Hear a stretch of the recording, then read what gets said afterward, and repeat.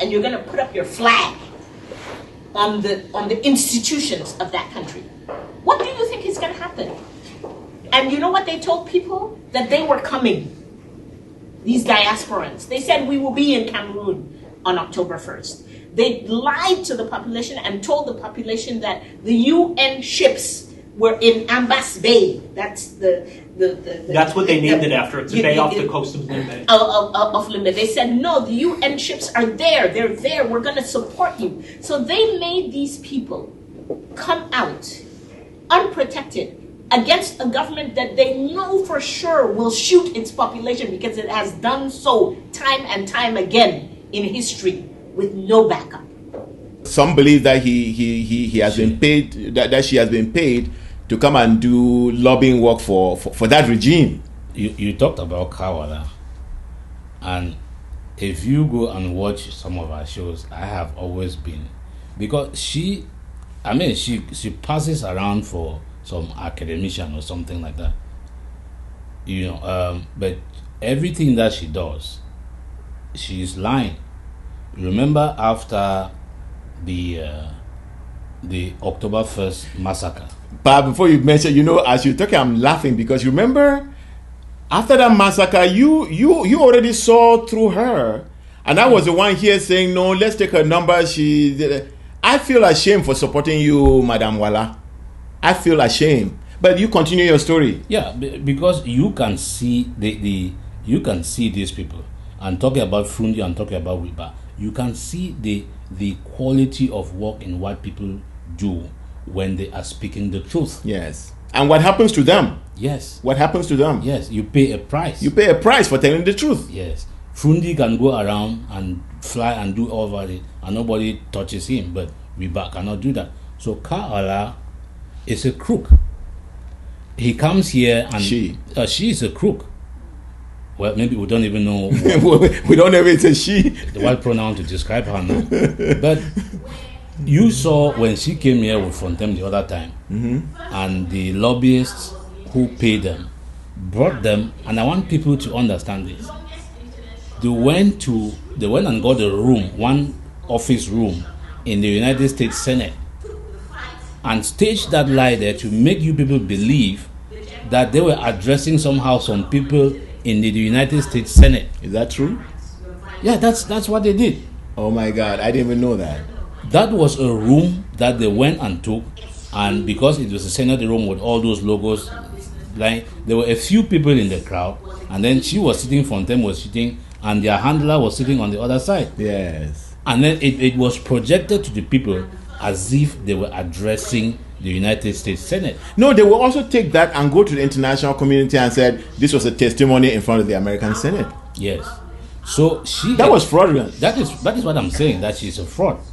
She goes to, I don't know, it was Georgetown University, because you have to understand, there are these lobbyists, they are paid to do this thing. Wow. So they arrange these things with these various institutions or schools or whatever, and they pay her to go there. So she goes there and says that it is those in the diaspora who started this problem and lied to the people.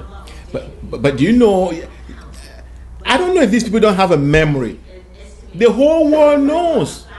No, the whole world knows that it started with lawyers, followed with teachers, all of it peaceful. The diaspora only came in later to support. So what is she talking about?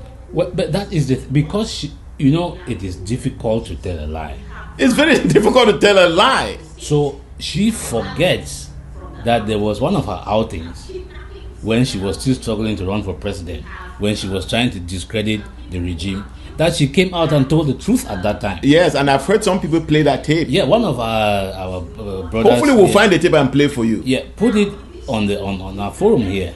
Say this is, and he labeled it, this is when Kah Walla spoke the truth. Yes. Right? So because it is, as we said, it's difficult to lie, you have to be able to keep up with those lies. And you forget sometime when you tell the truth. And thank God to the social media today, we can go and find it and say, here is it.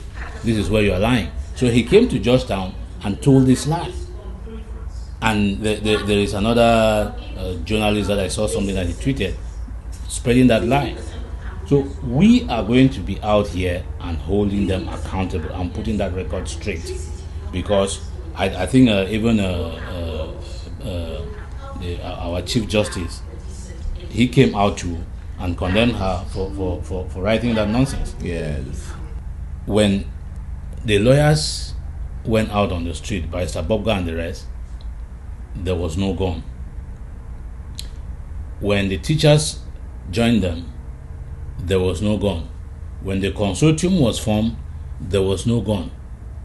And we went from the consortium until Bala and the others were arrested till we got to September the 22nd of 2017. There was still no gun. But our people consistently were shot from helicopter gunships, target shootings, and killed. And we still did not fight. There was no response. On October 1st, they came out and they did the same thing. And there was no response. And Kah Walla came out and lied about the numbers. And we called her out on this show that she was lying.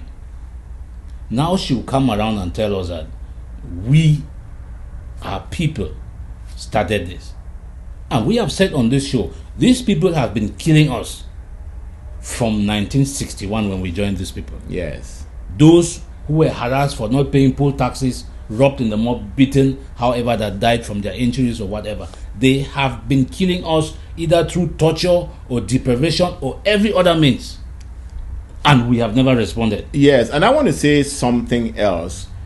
That what they're doing now, burning homes and murdering people in their homes, have happened many times in the past, not because we rebel. It is just their mode of operation. Yeah, it happened in Ndu. I was going to bring that Ndu incident, that they went to Ndu, they burn houses, they trash people's homes, they break down their furniture, kill people at will. Women, put bottles in their private parties. Yes, all of that. And they ran into bush, have babies in the bushes, and there was no rebellion at the time.